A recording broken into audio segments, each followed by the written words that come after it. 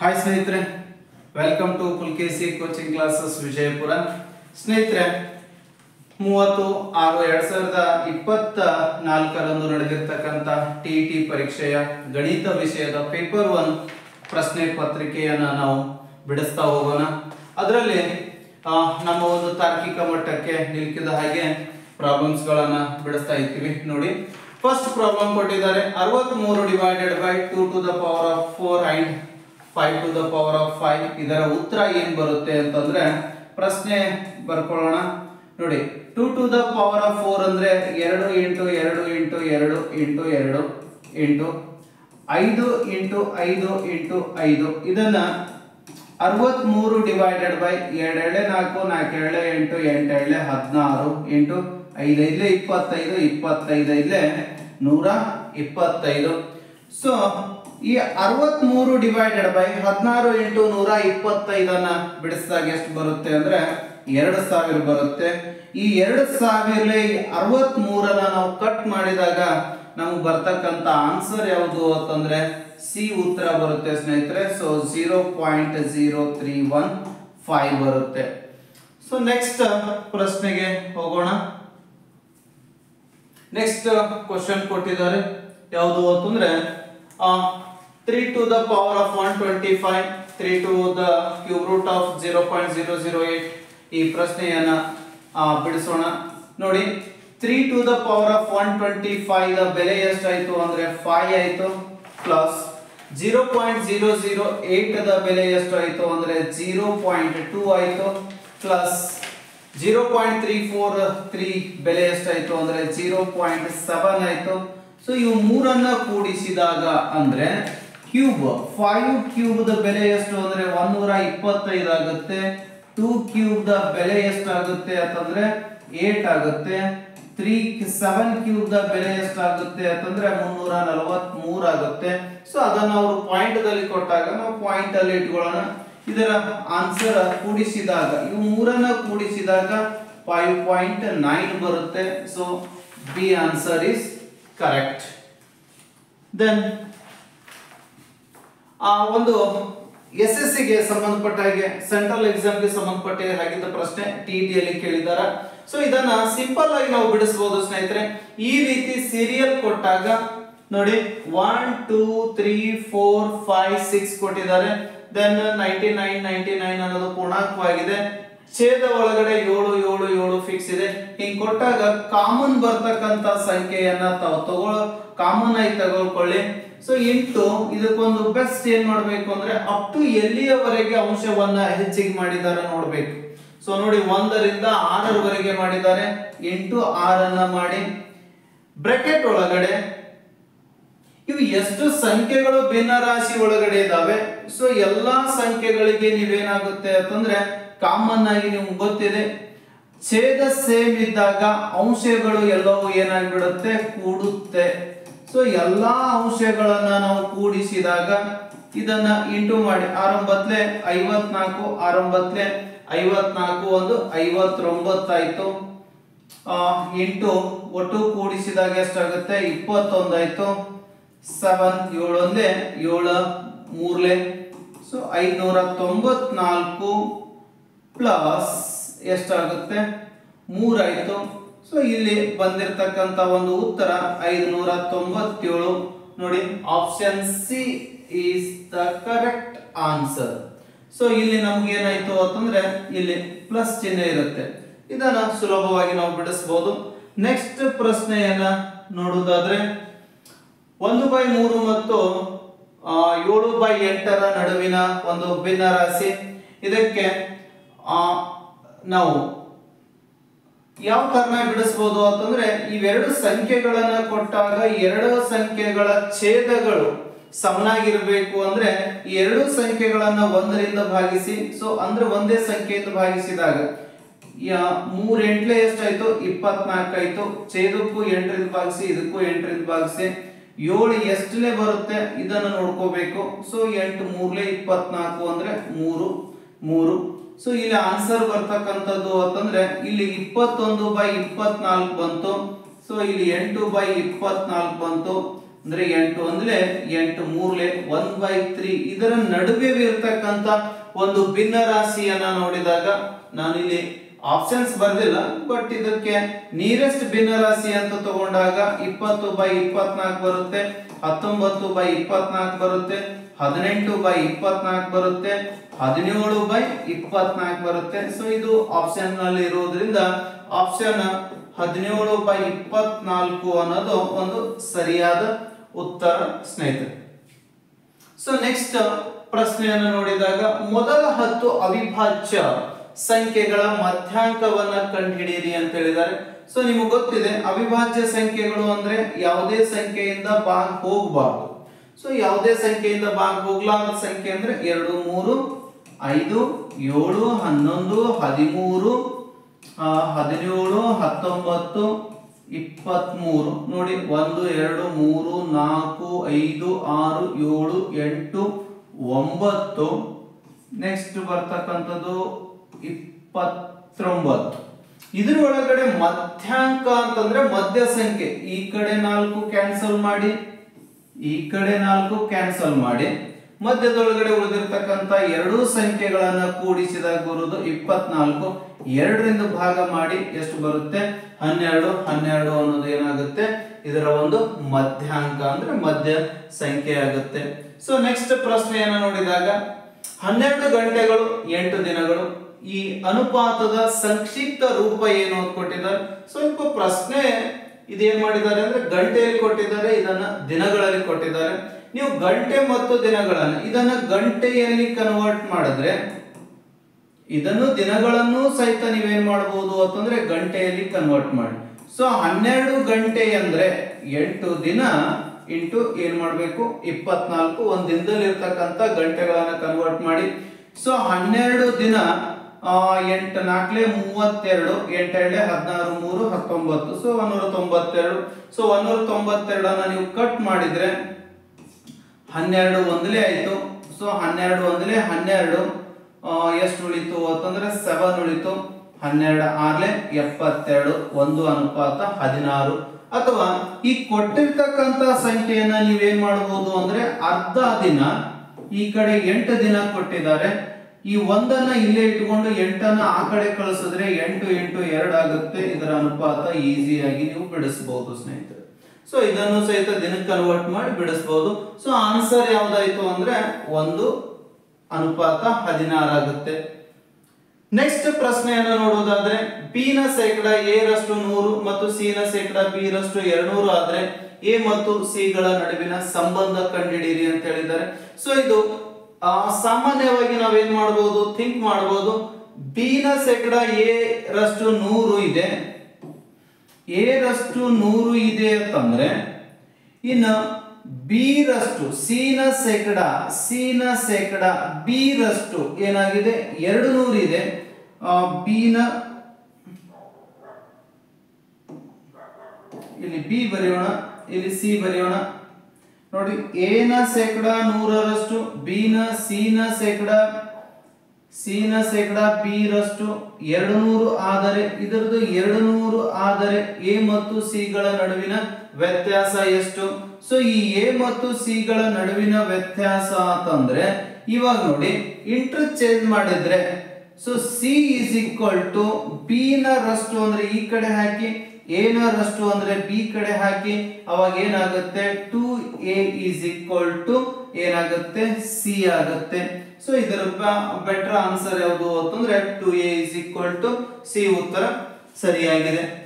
So next ಪ್ರಶ್ನೆಯನ್ನ ನೋಡೋದಾದ್ರೆ ಬಹುಪದೋಕ್ತಿ 3x³ + x² - ax + 9 ಮತ್ತು 2x³ + 3x² + 3x + a ಗಳನ್ನ 2x - 2 ರಿಂದ ಭಾಗಿಸಿದಾಗ ದೊರೆಯುವ ಶೇಷವು ಸಮನಾದರೆ a ನ ಬೆಲೆ ಕಂಡು ಹಿಡಿಯಿರಿ ಅಂತ ಹೇಳಿದ್ದಾರೆ.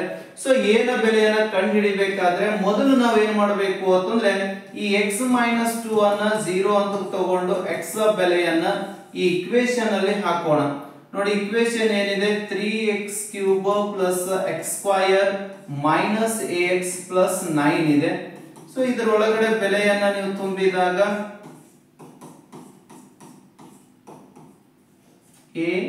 ax ಪ್ಲಸ್ ಎಕ್ಸ್ ಅಂದರೆ 2 ಇದೆ ಬೆಲೆ 9 ಎಷ್ಟಾಗುತ್ತೆ 2 4 4 8 8 3 24 4 ಮೈನಸ್ 2a ಪ್ಲಸ್ 9 ಆಯಿತು 28 ಇದು 28 ಪ್ಲಸ್ 9 ಅಂತಂದ್ರೆ 37 ಮೈನಸ್ 2a ಆಯಿತು. ಈ ಕಡೆ ಸೇಮ್ ಪ್ರಶ್ನೆಯನ್ನ ಬಿಡಿಸಬೇಕು. 2x³ plus 3x square plus 3x plus a ಅಂತ ಕೊಟ್ಟಿದ್ದಾರೆ. ಇಲ್ಲಿನೂ a ಬೆಲೆಯನ್ನ ತುಂಬಿ 2x square plus 3 into 2 plus a ಇದೆ. ಇಲ್ಲೇನಾಗುತ್ತೆ ಅಂತಂದ್ರೆ 2 into 8 plus 4 3 12 plus 6 plus a ಆಯಿತು. 8 16 ಪ್ಲಸ್ 12 ಪ್ಲಸ್ 6 ಪ್ಲಸ್ a ಎಷ್ಟಾಗುತ್ತೆ ಅಂದ್ರೆ 16 ಪ್ಲಸ್ 12 16 ಪ್ಲಸ್ 32 34 ಪ್ಲಸ್ a ಆಯಿತು. ಇದು ಇಕ್ವೇಶನ್ 1 ಅಂತ ತಿಳ್ಕೊಳ್ಳೋಣ, ಇದು ಇಕ್ವೇಶನ್ 2 ಅಂತ ತಿಳ್ಕೊಳ್ಳೋಣ. ಸೊ ಇವೆರಡನ್ನ ಕಂಪೇರ್ ಮಾಡಿದಾಗ ನೀವು ಎರಡೂ ಪ್ರಶ್ನೆಗಳನ್ನ ಕಂಪೇರ್ ಮಾಡಿದಾಗ ನಮ್ಮ ಉತ್ತರ 37 minus 2a is equal to 34 plus a ಆಗುತ್ತೆ. ಈ a ಅನ್ನು ಆ ಕಡೆ ಕಳಿಸಿದಾಗ ನೋಡಿ, ಈ ಕಡೆ ಬಂದಾಗ 2a ಮೈನಸ್ a ಆಯಿತು, 37 ಮೈನಸ್ 34 ಆಯಿತು. ಸೊ ಏನು ಉಳಿಯುತ್ತೆ a ಇಸ್ ಈಕ್ವಲ್ ಟು 37 ಒಳಗಡೆ 34 ಹೋದ್ರೆ 3 ಉಳಿತು.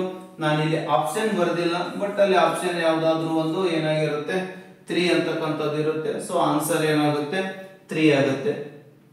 ಸೊ ನೆಕ್ಸ್ಟ್ ಪ್ರಶ್ನೆ x to the power of 4 minus 81 y to the power of 4 ನ ಎರಡು ಅಪವರ್ತನಗಳು ಯಾವುವು ಅಂತ ಕೇಳಿದ್ದಾರೆ. ಇದನ್ನು ನಾವು ಸಿಂಪಲ್ ಆಗಿ ಬಿಡಿಸಬಹುದು ಸ್ನೇಹಿತರೆ. ಹೆಂಗೆ ಅಂತಂದ್ರೆ x to the power of 4 ಅಂತ ಕೊಟ್ಟಿದ್ದಾರೆ. ಈಗ ನೀವು x ಇಂಟು x ಅನ್ನ ಮಾಡಿದಾಗ ನೋಡಿ x ಮೈನಸ್ 3y ಇದೆ, ಇಲ್ಲಿ x ಪ್ಲಸ್ 3y ಇದೆ. ನೀವು x ಇಂಟು x ಮಾಡಿದಾಗ ನಮಗೆ ಏನ್ ಬರುತ್ತೆ x ಸ್ಕ್ವಯರ್ ಬರುತ್ತೆ. ಬಟ್ ನಮ್ಮ ಆನ್ಸರ್ ಅಲ್ಲಿ ಏನ್ ಬರಬೇಕು ಅಂದ್ರೆ ಇನ್ನ ಒಂದು x ಅನ್ನ ಇಂಟು ಮಾಡಿದ್ರೆ x to the power of 4 ಬರಬೇಕು. ಹಾಗಾದ್ರೆ ಇವೆರಡು ಆನ್ಸರ್ಗಳು ಆಗಿರಲ್ಲ, ಯಾಕಂದ್ರೆ x³ ಬರುತ್ತೆ. ಇನ್ನು ಆನ್ಸರ್ ಬರಬೇಕಾದದ್ದು ಯಾವುದು x ಇಂಟು x ಮಾಡಿದ್ರೆ x4 ಬರುತ್ತೆ, x ಇಂಟು x ಮಾಡಿದ್ರೆ x4 ಬರುತ್ತೆ. ಓಕೆ, ಬಟ್ ಮುಂದಿರ್ತಕ್ಕಂತ ಸಂಖ್ಯೆ ಯಾವುದು 81 ಉತ್ತರ ಬರಬೇಕು ಅಂತಂದ್ರೆ ನಾವ್ ಏನ್ ಮಾಡ್ಬೇಕಾಗುತ್ತೆ. ಸೊ ಇಲ್ಲಿ 3 ಇಂಟು 3 ಏನಾಗುತ್ತೆ 9 ಆಯ್ತು. 9 ಇಂಟು 9 ಮಾಡಿದಾಗ ನಮಗೆ ಏನು ಬರುತ್ತೆ 81 ಬರುತ್ತೆ. So answer B is the correct answer. So next ಪ್ರಶ್ನೆ ನೋಡಿದಾಗ 4a³ ಮೈನಸ್ 9a ನ ಎಲ್ಲ ಅಪವರ್ತನಗಳು ಅಂತ ಕೇಳಿದ್ದಾರೆ. ಸೊ ನಿಮಗೆ ಗೊತ್ತಿದೆ 4a³ ಬರಬೇಕು. ಸೊ 4a³ ಬರಬೇಕಂದ್ರೆ ಇಲ್ಲಿ ನೋಡಿ 2a 4a ಸ್ಕ್ವೇರ್ ಆಯ್ತು. ಇದು ಆನ್ಸರ್ ಆಗಕ್ಕೆ ಸಾಧ್ಯ ಇಲ್ಲ. So next a into a³ ಆಗುತ್ತೆ, ಬಟ್ 4 ಬರಕ್ಕೆ ಸಾಧ್ಯ ಇಲ್ಲ. ಸೊ 4 ಬರುತ್ತೆ a square 4 into 4a square ಆಗುತ್ತೆ. ಇದು ಬರಕ್ಕೆ ಸಾಧ್ಯ ಇಲ್ಲ. ಲಾಸ್ಟ್ ಆನ್ಸರ್ ಅನ್ನು ನೀವು ಬಿಡಿಸಿದಾಗ 2a ಸ್ಕ್ವೇರ್ ಮೈನಸ್ 3a. ಇದಕ್ಕೆ ಇದೇ ಇಕ್ವೇಶನ್ ದಿಂದ ನೀವು ಮತ್ತೊಮ್ಮೆ ಮಲ್ಟಿಪ್ಲೈ ಮಾಡಿದ್ರೆ 2 into 2 4a³ minus 6a square minus ಈಗ ಏನ್ ಮಾಡಬಹುದು ಅಂತಂದ್ರೆ ಈ 2 into 2 4a square then 6a square ಇದಕ್ಕೆ ಇಂಟು ಮಾಡಿ plus into minus minus 6a square next minus 9a. ನಮಗೆ ಬೇಕಾಗಿರ್ತಕ್ಕಂತ ಪ್ರಶ್ನೆ ಏನು ಅಂತಂದ್ರೆ ಒಂದು ಇಲ್ಲಿ ಏನಾಗುತ್ತೆ ಇವು ಎರಡು ಕ್ಯಾನ್ಸಲ್ ಆಗುತ್ತೆ 4a³ ಮೈನಸ್ 9a. ಯಾಕಂತಂದ್ರೆ ಒಂದು ಸಂಖ್ಯೆ ಇಲ್ಲಿ ಪ್ಲಸ್ ಬರುತ್ತೆ, ಎರಡು ಕ್ಯಾನ್ಸಲ್ ಆಗಿರೋದ್ರಿಂದ minus 9a. Option D is the correct answer. Next ಅಭ್ಯಾಸಕ್ಕೆ ಹೋದ್ರೆ ಇಂಪಾರ್ಟೆಂಟ್ ಆಗಿರ್ತಕ್ಕಂಥ ಒಂದು ರೇಖಾಗಣಿತಕ್ಕೆ ಸಂಬಂಧಪಟ್ಟ ಪ್ರಶ್ನೆ ಬಂದಿದೆ. ಸಿಂಪಲ್ ಆಗಿ ನಾವು ಇದನ್ನ ಥಿಂಕ್ ಮಾಡಬಹುದು. ಅವ್ರು ಏನ್ ಕೊಟ್ಟಿದ್ದಾರೆ, ಕೊಟ್ಟಿರುವ ಚಿತ್ರದಲ್ಲಿ AB ಮತ್ತು CD ಸರಳ ರೇಖೆಗಳು P ಬಿಂದುವಿನಲ್ಲಿ ಪರಸ್ಪರ ಛೇದಿಸಿವೆ. CPQ is equal to 90 degree ಆಗಿದೆ. CPQ ಇದು ಏನಾಗಿದೆ 90 ಡಿಗ್ರಿ ಆಗಿದೆ. ಅದರ XYZ ಅನ್ನು ಕಂಡುಹಿಡಿಯಿರಿ. ನಮ್ಗೆ ಗೊತ್ತಿರಲಿ ಒಂದು ಸರಳ ರೇಖೆ ಎಷ್ಟು ಡಿಗ್ರಿ ಇರುತ್ತೆ ಅಂತಂದ್ರೆ 180 ಡಿಗ್ರಿ ಇರುತ್ತೆ ಸ್ನೇಹಿತರೆ, 180 ಡಿಗ್ರಿ. ನಾವು ಯೋಚನೆ ಮಾಡೋಣ. ಸೊ 180 ಡಿಗ್ರಿ ಆಗಬೇಕು ಅಂತಂದ್ರೆ ಇದ್ರೊಳಗಡೆ ಈ ಪಾರ್ಟ್ ಅನ್ನ ಬಿಟ್ಟು ಕೆಳಗಡೆ ಇರ್ತಕ್ಕಂಥ ಪಾರ್ಟ್ ಅನ್ನ ಥಿಂಕ್ ಮಾಡಿ ಬೆಲೆಯನ್ನ ತುಂಬಿ ನೋಡಿ. ನೋಡಿ ಈ ಕಡೆ ಇದೇನ್ ಸಂಖ್ಯೆ ಇದೆ, ಈ ಕೆಳಭಾಗಕ್ಕೆ ಬನ್ನಿ. 3x x ಬೆಲೆಯನ್ನ ನೀವು ತುಂಬಿದಾಗ, ಇಲ್ಲಿ x ಬೆಲೆಯನ್ನ ತುಂಬಿದಾಗ ಎಷ್ಟಾಯ್ತು? 3 ಇಂಟು x ಅಂದ್ರೆ 20. y ಬೆಲೆ ಅವರು ಕೊಟ್ಟಿದ್ದಾರೆ 30 ಕೊಟ್ಟಿದ್ದಾರೆ, ಅದು ಆ ಕಡೆ ಹೋಯ್ತು. ಸೊ ಈಗ x ಬೆಲೆಯನ್ನ ನೀವು ಇಲ್ಲಿ 20 ತುಂಬಿದ್ರೆ 60 20 90 ಆಯ್ತು. ಸೊ ನಮ್ಗೇನಾಯ್ತು ಇಲ್ಲಿ ಆನ್ಸರ್ 60 ಒಂದು 20 80 ಒಂದು 90. ನೋಡಿ ಎಷ್ಟಾಯ್ತು? 60 ಒಂದು 20 ಒಂದು 90 ಅಂದ್ರೆ 80 170 ಆಯ್ತು. 120 ಆಗ್ಬೇಕಾಗಿತ್ತು. ಸೊ ಇದು ಆನ್ಸರ್ ಏನು ಸರಿಯಲ್ಲ. ಯಾಕಂದ್ರೆ ನಾವು ಎಲ್ಲಾ ಸಂಖ್ಯೆಗಳನ್ನು ಕೂಡಿಸಿದಾಗ ನಮ್ಮ ಉತ್ತರ ಏನಾಗಬೇಕು ಅಂದ್ರೆ 180ಕ್ಕೆ ಸಮವಾಗಿರಬೇಕು. ಸೊ ಡೈರೆಕ್ಟ್ ಆಗಿ ನಾವು ಆನ್ಸರ್ ಇರ್ತಕ್ಕಂಥ ಸಂಖ್ಯೆಯನ್ನ ನೋಡೋಣ. ಸೊ x ಕ್ಕೆ 20 ಆದ್ರೆ ಎಷ್ಟಾಯ್ತು? 60 ಆಯ್ತು. x ಕ್ಕೆ 20 ಆದ್ರೆ ಎಷ್ಟಾಯ್ತು ಅಂತಂದ್ರೆ 60 ಆಗುತ್ತೆ. 3 into 2 20 is equal to 60 plus 10 ಇದೆ. ಸೊ ಇಲ್ಲಿ ಎಷ್ಟಾಯ್ತು? 70 ಆಯ್ತು. ಸೊ ಇದು ಎಷ್ಟಾಯ್ತು? 70. ಇದು 90 ಅಂದ್ರೆ ಇಲ್ಲಿಂದ ಇಲ್ಲಿಗೆ ಎಷ್ಟಾಯ್ತು ಅಂದ್ರೆ 160 ಆಯ್ತು. ಇನ್ನು ನಮಗೆ ಎಷ್ಟು ಬೇಕು ಅಂತಂದ್ರೆ ಕೇವಲ 20 ಬೇಕು. ಸೊ 20 ಬಂದಾಗ x ಬೆಲೆ ನೋಡಿ, x ಬೆಲೆ 20 ಬಂದಾಗ ನಮಗೆ ಇದೇನಾಯ್ತು? 160 ಆಯ್ತು. ನೆಕ್ಸ್ಟ್ ಈ ಕಡೆ ಭಾಗ, ಈ ಭಾಗದಾಗ ಹೋದಾಗ y ಬೆಲೆಯನ್ನು ಚೆಕ್ ಮಾಡಬೇಕು. ಇಲ್ಲಿ 90 ಇದೆ, ಇಲ್ಲಿ 20 ಇದೆ. ಸೊ ಇಲ್ಲಿಂದ ಇಲ್ಲಿಗೆ ಬಂದಾಗ 90 ಪ್ಲಸ್ 20 ಎಷ್ಟಾಯ್ತು? 110 ಆಯ್ತು. ಇನ್ನು ನಮಗೆ ಎಷ್ಟು ಬೇಕು? 70 ಬೇಕು. ಸೊ ಇದು ಎಷ್ಟಿದೆ? 70 ಇದೆ. ಇಲ್ಲಿಂದ y ಬೆಲೆ ಎಷ್ಟಾಯ್ತು ಅಂದ್ರೆ 70 ಆಯ್ತು. 180 ಆಯ್ತು ಇಲ್ಲಿಗೆ. ನೆಕ್ಸ್ಟ್ ಎ ಬಿ ಅನ್ನ ಆ ಕಡೆ ನೋಡಿದಾಗ ಈ ಕಡೆ ಆಲ್ರೆಡಿ 70 ಇದೆ, ಮೈನಸ್ ಒಂದು 10 ಮಾಡಿದ್ರೆ ಎಷ್ಟಾಯ್ತು? 60 ಆಯ್ತು. z ಬೆಲೆಗೆ ಎಷ್ಟು ತುಂಬಿದ್ರೆ ನಮಗೆ ಮುಂದಿನ 180 ಆನ್ಸರ್ ಬರುತ್ತೆ. ಸೊ z ಅನ್ನ 40 ಅನ್ನ ತುಂಬಿ. ಸೊ 120 ಪ್ಲಸ್ 60 180 ಆಯ್ತು. ಹಾಗಾಗಿ ಸರಿಯಾದ ಉತ್ತರ ಯಾವುದು ಅಂತಂದ್ರೆ ಸಿ ಆಪ್ಷನ್ ಆಗುತ್ತೆ ಸ್ನೇಹಿತರೆ. ಸೊ ನೆಕ್ಸ್ಟ್ ಪ್ರಶ್ನೆ, ಸೇಮ್ ಪ್ರಶ್ನೆಯನ್ನ ಕೇಳಿದ್ದಾರೆ.